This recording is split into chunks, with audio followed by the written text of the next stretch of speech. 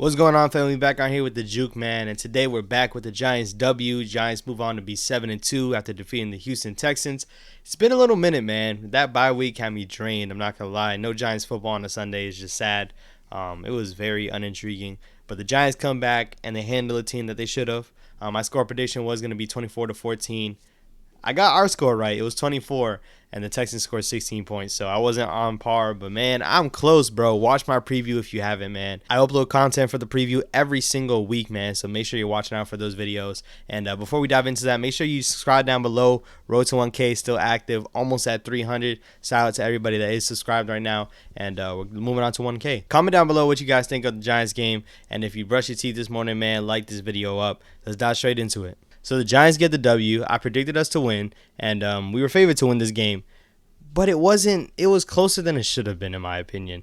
The Giants were able to move the ball all day long on the Texans. It was just about weird play calling, in my opinion, man. I know we got the W. I want to be positive, and I'm going to just get this little rant out. But the play calling was just so weird. Like, I understand the Texans are one of the worst rushing defenses, and as you saw, Saquon Barkley erupted for over 150 yards, man. Throw the ball sometimes, bro. Like, we literally just kept setting ourselves up into predictable play calling where run the ball first down, run the ball second down, and obviously they're going to key in on Saquon Barkley eventually. Throw it on third and long. And we already know that's a recipe for disaster. Like, you got to keep it balanced. I understand we got the W and we were able to move the ball, but I just felt like some of those drives that we could have capitalized and put the game away, the game should have been put away a long time ago.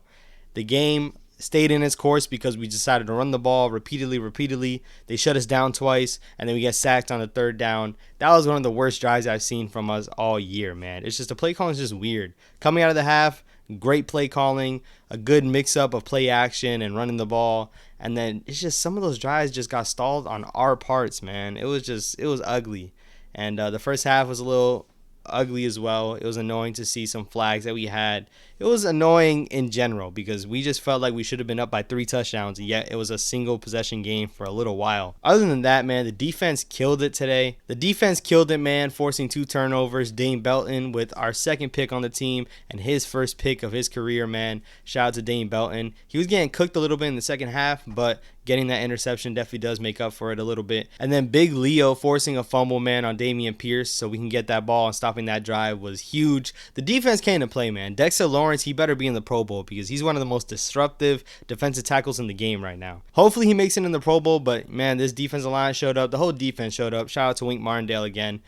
These coaches might be coaching themselves into a new head coaching role, and that makes me nervous because I just want to see this team with more talent and with the same coaching run it back next year. I'm kind of worried that one of them will leave for a head coaching spot, but we will see, and we'll deal with that later. I'm focused on this year. The Giants moved to 7-2. I just witnessed the Cowboys losing to the Packers, so the Giants jump up to the number 2 spot in the NFC East. Make no mistake about it, any lead is a good lead. Us being in second place right now is fabulous, but we got some games that we need to take care of still upcoming. We got to face the Lions this upcoming week. We should be able to take care of business when it comes to that, but we still have 5 divisional games left. 2 against Washington, 2 against Philly, and 1 against Dallas on Thanksgiving in Dallas. So we need to make our presence known, man, and we just need to keep playing with that fire.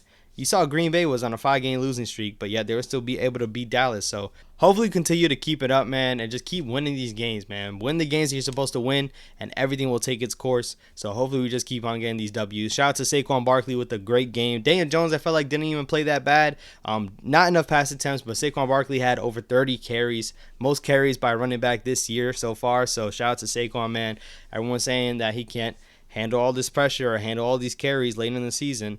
Hopefully he stays on par, but right now, leading the league in rushing, he's back and he's better. This is one of his best years. I think he's better than his first year. He's not receiving the ball as much, but hey, man, you can see how dominant he is, putting his shoulders down, running through people. Saquon came to play, and Saquon's going to continue to come to play in these next couple of games. It makes it even better when we're winning. That first rookie year for Saquon Barkley, he was dominant, but we weren't winning games. Now you see him being the focal point of the offense and running through people, man. Saquon Barkley, shout out to you, my boy. That's why I got your jersey. Daniel Jones, once again, a great game. 153 passer rating, the highest passer rating in a quarterback all year. He's balling, but he's not getting enough touches. He's not throwing the ball as much, But you look at who he's throwing the balls to, and it's tough, bro. We just picked up Isaiah Hodges. Shout out to him. He made 2 good catches, got a couple yards this game. It's a shame that we're paying Kenny Golladay all this money just to drop the ball. Like, every time you try to have hope in this man, I thought he was going to get a touchdown today because I was just like, we have to force feed him. And it did look like he only got 2 targets, but we targeted him, and he dropped both of them. One of them was a little out of his reach. The second one, right in the breadbasket, straight through his hands. Didn't even play a snap in the second half. Detroit is one of the worst defenses all around. So hopefully Daniel Jones can get right. He's not playing bad. I just want him to have that big game. Like, I just want him to show everybody that he can throw for 300 yards, that he can throw for more than 2 touchdowns in a game, man. I cannot argue with the play calling when we're winning. As long as we keep winning, that's all that matters. 7-2, baby. Rolling into 8-2 next week. Let's continue on doing our thing. I have another video uploaded about the Giants. I have another video uploaded on the Giants in the next coming days, man. But let's just keep this thing rolling. Subscribe down below, man. Once again, Road to 1K is still active. 7-2 Giants. Let me know what you guys think about our team. And once again, smash that like button. We're trying to get this video everywhere. If you haven't seen any more of my videos, I got more to my left right here. I'll catch you guys in the next vid. Go Big Blue. Giants are undefeated, man. The Giants are undefeated. Clap it up. Clap it up. Yes, sir. When it comes to the most valuable player to the team, most valuable player on the best team. I think this team is in good hands, and if we are healthy, the whole East needs to be on a lookout.